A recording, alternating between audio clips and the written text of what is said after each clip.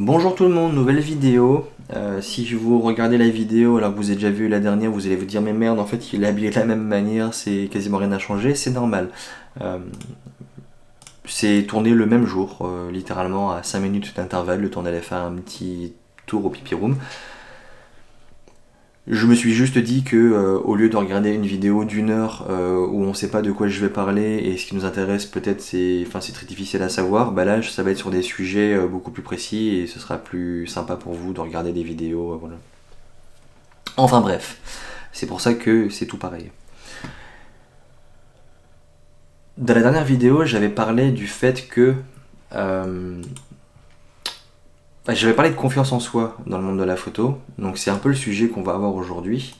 Et quand, forcément, vous vous doutez bien que je ne veux pas parler de mariage, de photos, enfin de photos de mariage, de photos culinaires ou autres. Là, on va vraiment parler de portrait. Portrait élargi dans le sens portrait mode, portrait aussi bah, classique, portrait lingerie, nu, enfin bref, tout ce qui a trait au portrait. J'ai eu une séance, pas plus tard que hier, d'une fille où en fait c'était un bon cadeau. En fait, ses copines lui ont fait un bon cadeau pour une séance photo pour ses 18 ans parce qu'ils trouvaient que c'était une fille qui était très jolie, mais qui ne s'apprécie pas plus que ça. Et donc du coup, l'idée de la séance photo, c'était en partie faire ça. Bref. La confiance en soi, c'est quelque chose que beaucoup de modèles euh, font ou alors sont passés par là. Enfin, elles ont fait de la photo à la base, voilà, pas forcément dans cette optique-là, mais ça a eu cet effet-là, de faire de la photo pour prendre confiance en elles au niveau de leur corps. Et je trouve que y a beaucoup plus de gens qui sont mal dans leur peau que depuis qu'on a eu les téléphones portables.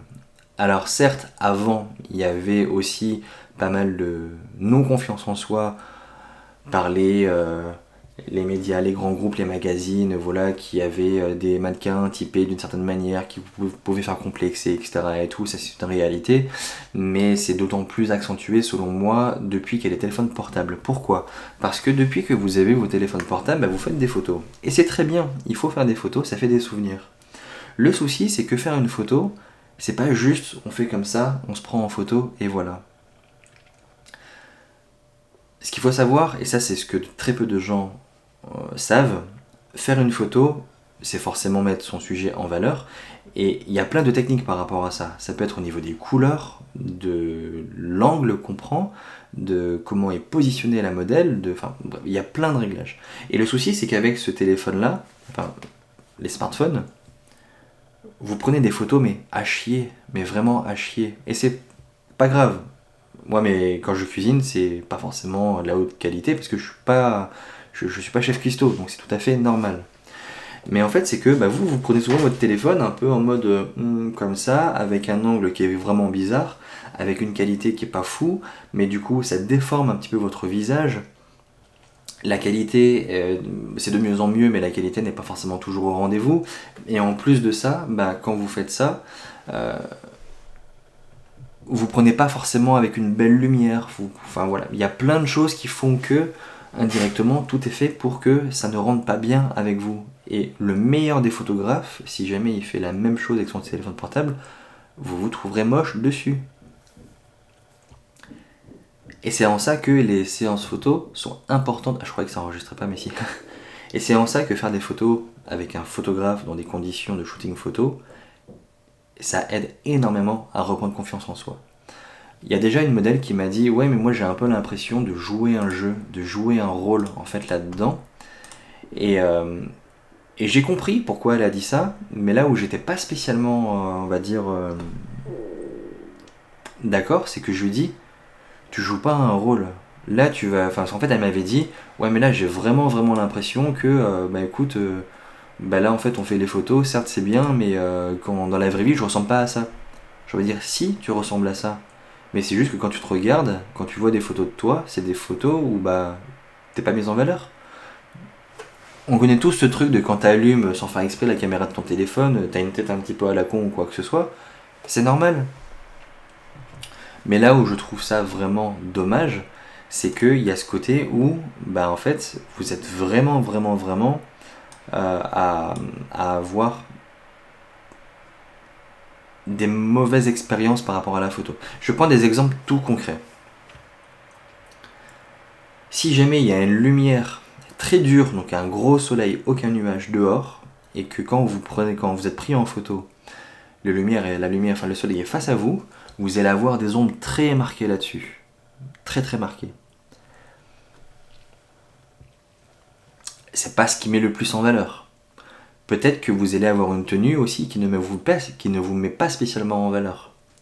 Peut-être aussi que la personne, quand elle a pris la photo, elle a utilisé le grand angle, et donc du coup, forcément, ça a étiré tout justement votre visage, enfin les perspectives, et du coup, voilà. Ça, c'est pas être faux. Ça, certes, vous dites, ouais, mais c'est la vraie vie, mais c'est pas être faux. Quand vous mettez justement, je sais pas moi, du poivre ou du ketchup dans vos pâtes, ça devient pas quelque chose de faux, c'est juste quelque chose où vous améliorez quelque chose. Mais les pâtes, elles restent les mêmes en fait. Quand les personnes, elles se maquillent, quand même vous vous habillez par rapport à tout ça, vous choisissez vos tenues en fonction de votre morphologie, de vos goûts, aussi de ce que vous voulez représenter. Et donc automatiquement, vous allez pas forcément mentir, mais vous allez montrer quelque chose où vous vous sentez bien en fait. Et la photo, c'est la même chose. Vous vous mettez en valeur avec le maquillage et vos tenues, la photo, on met en valeur la modèle. C'est sûr que si la modèle elle est comme ça, oui, mais en fait, on a tous un petit double menton, on a tous ça. Et juste en photo, on va essayer de faire en sorte de ne pas l'avoir. Et c'est là où justement la photo aide énormément, parce que le photographe sait mettre en valeur son sujet. La photo, là aussi où c'est intéressant, c'est qu'en fait, vous allez vous voir d'une manière complètement différente. C'est ce que je dis depuis tout à l'heure, hein, mais vous allez vous voir d'une manière totalement différente parce que le photographe, sûrement, il vous connaît pas. Il sait pas comment vous êtes dans la vie de tous les jours, mais il voit des choses, il voit des trucs. Enfin, moi, je sais que quand je fais des séances, je vois que cette modèle, elle a par exemple une mimique, ou alors elle a une façon de se poser qui peut être très intéressante.